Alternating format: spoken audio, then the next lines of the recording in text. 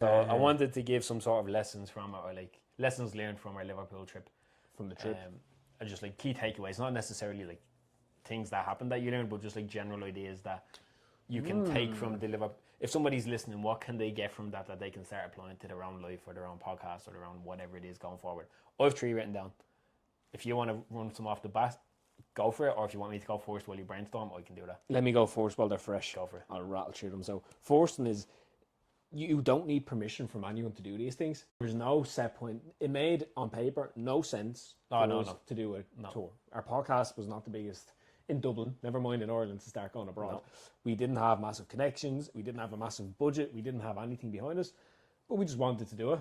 Put the work in, done some research, figured it out, found a way, made it happen. And there's a lot of lessons, I think, that can be learned from stories like that, because there's tons of podcasts that have all the reasons on paper that it would make sense to do it, but don't for whatever reasons. For us, we decided we wanted to do it. We went, we made it happen. Nobody told us to do it.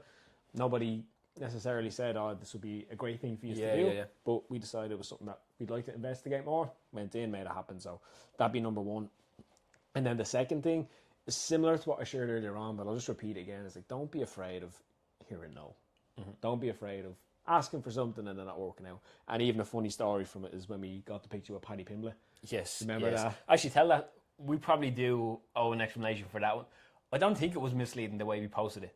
But I think some people got the impression off the post that we had a podcast with Paddy Pimblett that we're just sitting on or that we're holding on to. Which I assure you we are not. That would have been released ages ago if we did. I can't remember what caption we put on the picture, so I think it said "Thanks for your time today, mate" or something like that. I mean, yeah, okay, fair. I mean, Liz a bit open-ended. I mean, this time was like. But I wasn't going to caption it. Thank you for the 10 seconds it took to take this picture. Photograph. Thanks for the picture, Paddy. But yeah, with Paddy, we were obviously down watching Molly Spar in Next Gen. Paddy was also there because he was fighting on the same card. Blah de blah. Sparring finished. We were still hanging around. Actually, firstly, shout out to everyone down the Next Gen. Oh, Nathan Fletcher, Adam Cullen. A few of the lads that were just like around the edges that I didn't get their names, but we were chatting to. Like, so nice, so welcoming. You would think because it's like a high profile gym, they'd be a little bit, who are these lads? What are you doing here? Like, go away, we're training here. Like, imagine walking into a Premier League football training ground. Yeah, just like, 2 randomers. Get out of here. Like, you're not watching this, but like, they were so welcoming and made us feel right at home. But with Paddy, he finished training, he went off, he was getting a bit of work done or whatever. So we were still hanging around. And we were going back and forth to each other. And we actually spoke that more and said, like, what would be success today out of this for you? And one of the things was getting some form of content with Paddy in. We knew a podcast would be out of question because we didn't have a setup or anything there. And he was in fight camp and had 2 babies at home. So we weren't going to do that. A 2-minute masterclass, maybe. But again, it's a bit of a bigger commitment than a bigger ask. A photograph, though, 10 seconds, get it done. So we were going back and forth. Paddy wasn't there. We're like, oh, you know, he might come back down. If he does, we'll be asking him. And then we were like, but, you know, I don't want to, blah, blah, blah. And then we just kind of said it to each other as, here, look, don't bitch out this. We're never going to have this chance again. This time is going to come and go. Don't want to be sitting at home later on thinking, if we had just asked him for the picture, what would have happened? He came back. One thing led to another. We made our way over there, swooped in, asked for the picture. He graciously accepted, got the snap, got out of there. So, you know, even that within itself, we could have easily just walked away from that and then been sitting there being like, oh yeah, we met Paddy, but we didn't get a picture with him. All right, cool. So don't be afraid of hearing no and just go and make the ask, because that time is going to come and go, and you don't want to be the person who's later on reflecting on it and regretting not doing it.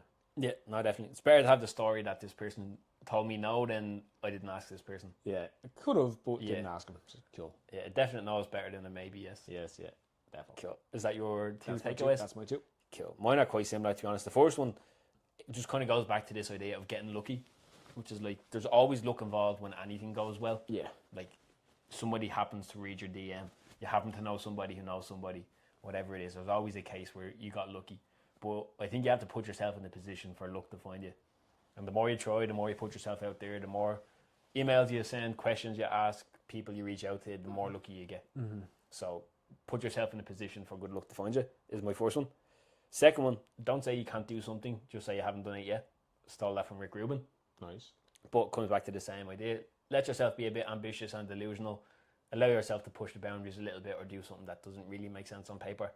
Because, like you said, the worst that can happen is somebody says no, and the best thing that can happen is it all works out and you have a story to tell and memories to look back on. And then the last one is something that me and you both have spoken about intensively since way before the podcast, but relationships matter. Case in point, Molly McCann only saw our DM and gave us the time of day because Shauna Bannon Told her to, asked her to. The only reason Shauna Bannon done that is because we somehow managed to build somewhat of a relationship with Shauna where she enjoyed our company enough and felt that she liked us enough to be willing to ask a friend to do us a favour. It was the Easter egg, wasn't it? Probably the Easter egg, yeah. Adam's not a big chocolate man. He had a leftover Easter egg. He gave it to Shauna for it was for around son. the Easter time for context when we shot with Shauna, so I gave her an Easter egg. But yeah, like relationships matter. Like be nice to people, be friendly. At the very least, don't be a dickhead.